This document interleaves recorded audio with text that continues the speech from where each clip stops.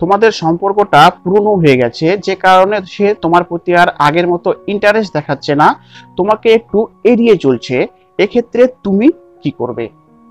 সে তোমাকে আর আগের মতো ভালোবাসে না। যে মানুষটা আগে তোমাকে এতটাই ভালোবাসতো, হঠাৎ করে সে মানুষটা তোমার প্রতি কিন্তু ভালোবাসা তার অটোমেটিক্যালি কমে গেছে, তার কেয়ার তোমার প্রতি কমে গেছে। মূলত সে তোমাকে আর আগের মতো চায়ও না। সম্পর্কের মধ্যে যে একটা পাগলামো ছিল, সেই পাগলামোটা কিন্তু ইদানিং আর তোমাদের সম্পর্কে দেখা যায় না। তোমার সঙ্গে দেখা করার জন্য বা কথা বলার জন্য যে মানুষটা অপেক্ষার প্রহর কিন্তু, সে মানুষটা কিন্তু আর এখন সেরকম অপেক্ষা তোমার জন্য করে না। সম্পর্কের মধ্যে কিন্তু এই পাগলামোটা ভীষণ জরুরি, আর সেই পাগলামোটাই কিন্তু তোমাদের সম্পর্কে কমে গেছে।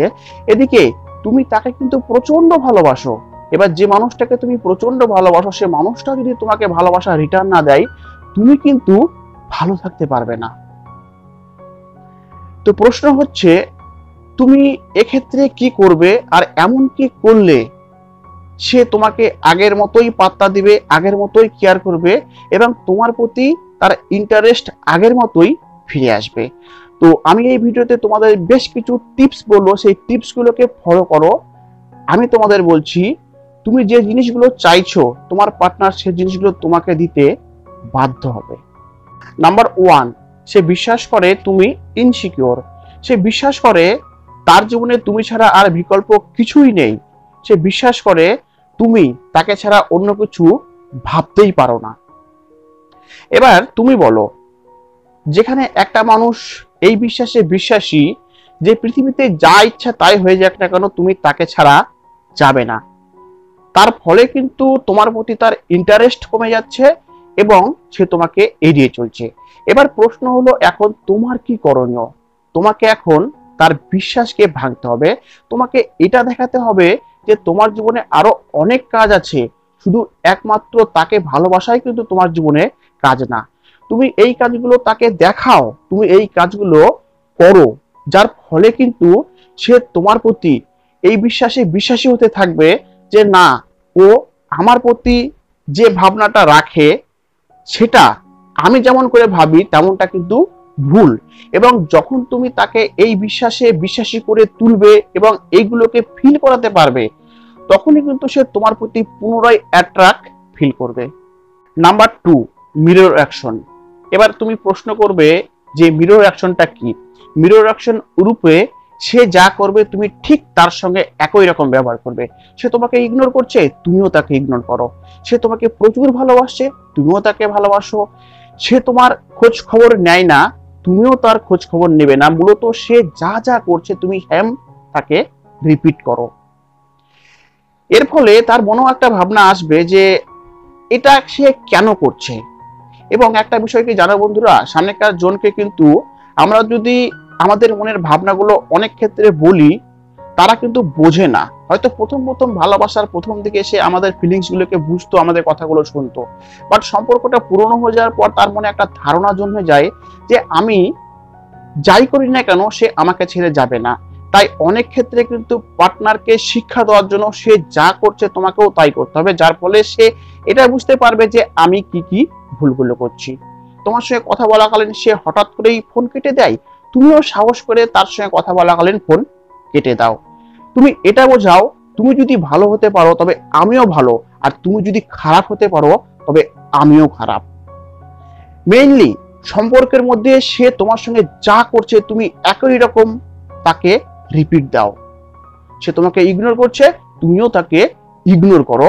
তুমি তাকে ফিল করাও যে তুমি কোন কোন ব্যবহারগুলো আমার সঙ্গে করছো, সেম আমিও তোমার সঙ্গে সেগুলো করছি, শুধুমাত্র তোমাকে অনুধাবন করানোর জন্য। নাম্বার 3, সম্পর্কে একটু স্পেস দাও।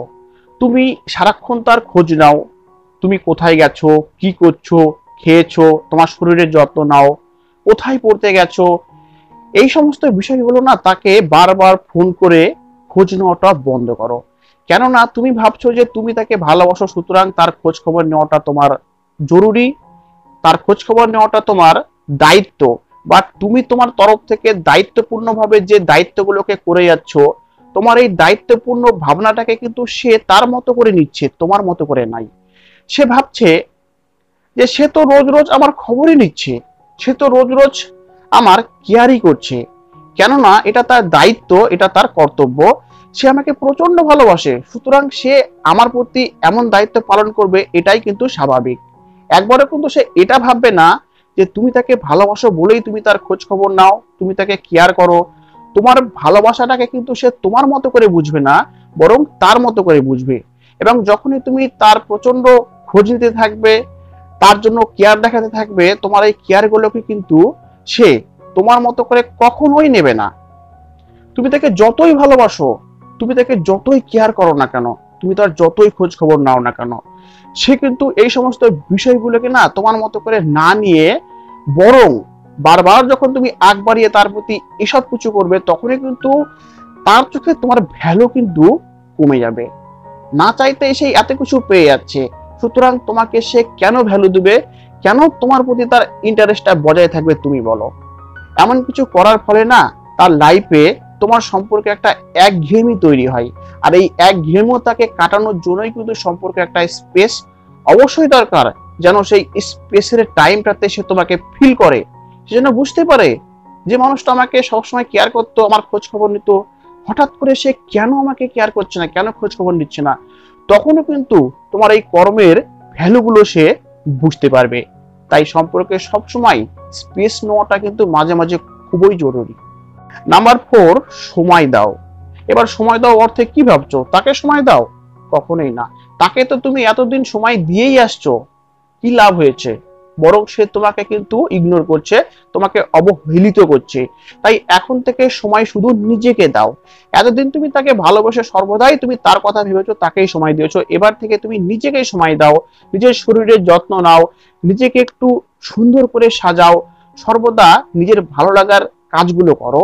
তোমার ভালো মন্দ খেতে ইচ্ছে করে, ভালো মন্দ খাও। তোমার বন্ধু বান্ধবীদের সঙ্গে এখানে ওখানে ঘুরতে যেতে মন চাই, তুমি তাদের সঙ্গে ঘুরতে যাও। তোমার মুভি দেখতে মন চাই, তুমি মুভি দেখো। তোমার গান শুনতে মন চাই, তুমি বিন্দাস গান শুনো। মেইন কথা, তুমি নিজেকে রিল্যাক্স রাখো, তুমি নিজেকে ভালো রাখো, এটাই কিন্তু তোমার মেইন টার্গেট। এতদিন তুমি তার জন্য সবই করেছো, আজ থেকে তুমি নিজের জন্য কিছু করে দেখাও তো। কেননা তুমি একজনকে ভালোবাসো বলে তুমি তার খোঁজ খবর নিচ্ছ, তার বিষয়ে ভাবছো, তাকে ভালো রাখার চেষ্টা করছো, এসব করে সে কিন্তু তোমার মূল্য দেয়নি। তাই এখন থেকে তুমি নিজের ভালো নিজে চাইবে। আর একটা কথা সবসময় খেয়াল রাখবে, কেউ কিন্তু কারো জন্য ভালো করে দেয় না। তাই তোমাকে তোমার ভালোটা বুঝতে হবে এবং এখন থেকে তোমাকে ভালো থাকতে হবে। নাম্বার 5 বা স্টেপ 5 তথা আজকের ভিডিওর লাস্ট পয়েন্ট, আমরা কিন্তু কম বেশি সবাই সোশ্যাল মিডিয়া ইউজ করি। এক্ষেত্রে আমি তোমাকে বলবো যে সোশ্যাল মিডিয়ায় তোমার ভালো থাকার ছবিগুলোকে শেয়ার করো, তোমার হ্যাপি মুভমেন্টের ছবিগুলোকে শেয়ার করো। আমি মানছি যে তুমি হয়তো এই মুহূর্তে দুঃখে আছো, কষ্টে আছো, তোমার জীবনের যন্ত্রণায় ভর্তি, বাট এই সমস্তগুলো তাকে দেখিয়ে কোনো লাভ নেই। তাই তার মধ্যে যে সময়টুকু তুমি আনন্দ থাকবে, হ্যাপি থাকবে, সেই হ্যাপি মুভমেন্টের ছবিগুলো না সোশ্যাল মিডিয়ায় শেয়ার করো। আমাদের একটা দোষ কি জানো, যে আমরা ভালোবাসার মানুষটিকে সময় দিচ্ছি না, পাত্তা দিচ্ছি না। বাট আমাদের ভালোবাসার মানুষটি যখন আমাদেরকে ছেড়ে সে বেশ হ্যাপি থাকবে, ভালো থাকবে, সেটা দেখে কিন্তু আমাদের জ্বলবে। এটা কিন্তু হিউম্যান সাইকোলজি নিয়ম অনুসারেই হয়ে থাকে। এটা সকল ভালোবাসার মানুষের ক্ষেত্রে হয়ে থাকে। ইভেন শুধু ভালোবাসার মানুষ না, আমরা যে মানুষটাকে প্রচন্ড ঘৃণা করি, এক কথায় আমাদের যে শত্রু, সেই শত্রু যদি দুঃখে থাকে, কষ্টে থাকে, তবে কিন্তু আমাদের ভালো লাগে। বাট সে যদি ভালো থাকে, হ্যাপি থাকে না, সেটা দেখে কিন্তু আমাদের অটোমেটিক্যালি ভিতরে একটা জ্বলন সৃষ্টি হয়। সো তোমাকে এখানে তাই করতে হবে। তুমি যতই দুঃখে থাকো, কষ্টে থাকো, সে সমস্তগুলোকে পাশে রেখে তোমাকে তোমার হ্যাপি মুভমেন্টের ছবিগুলোকে ফেসবুকে শেয়ার করতে হবে, যার ফলে কিন্তু সেগুলোকে অন্যান্যরা নোটিশ করবে এবং তার পাশাপাশি সেও নোটিশ করবে। আর যখন সে তোমার ভালো লাগার ছবিগুলোকে দেখবে, ভালো থাকার ছবিগুলোকে দেখবে, তখন কিন্তু সে এটা ভাববে যে এটা কি করে হয়, এই মানুষটা আমাকে ছেড়েও ভালো থাকতে পারে। তার মাইন্ডে এমন একটা মাইন্ডসেট তুমি তৈরি করে দিয়েছো যে তুমি তার লাইফে সব, তাকে ছাড়া তুমি কখনোই হ্যাপি থাকতে পারো না। এই মাইন্ডসেটটাই কিন্তু তার মাথায় অলরেডি তৈরি হয়ে আছে। আর এখানে তার মাইন্ডসেটটাকেই তোমাকে ভাঙতে হবে, যার ফলে কিন্তু সে অবাক হয়ে যাবে, তার মনে এই বিশ্বাসটা জাগতে শুরু করবে যে না, এ কিন্তু আমাকে ছাড়াও ভালো থাকতে পারে। আর তখনই কিন্তু সে তোমাকে নোটিশ করতে শুরু করবে, তোমার প্রতি অ্যাট্রাক্ট হবে এবং তোমাকে ইগনোর করা থেকে তোমাকে সত্যিই ভালোবাসবে, কেয়ার করবে, যত্ন নেবে। তো মাঝে মাঝে না সামনেকার মানুষটিকে এটা বোঝাতে হয় যে তোমাকে ছাড়াও আমি ভালো আছি, তুমি আমার জীবনে সব না। আমরা সামনেকার মানুষগুলোকে এতটাই ভালোবাসা দিয়ে ফেলি, আমাদের কাছ থেকে ভালোবাসা পেয়ে তারা নিজেদেরকে না বিশাল কিছু ভাবতে শুরু করে, যার ফলে কিন্তু আমাদের প্রতি তাদের মনে একটা অবহেলিত ভাব চলে আসে। বাট আমরা কিন্তু এটা ভাবি যে আমরা যে মানুষটিকে ভালোবাসি সে মানুষটিকে যদি আমাদের তরফ থেকে ভালোবাসা না দেখায় তবে হয়তো আমরা তাদেরকে হারিয়ে ফেলবো। বাট আমাদের এই ভাবনাটা কিন্তু রং। একটা কথা আছে কি জানো, বিষে বিষে বিষক হয়।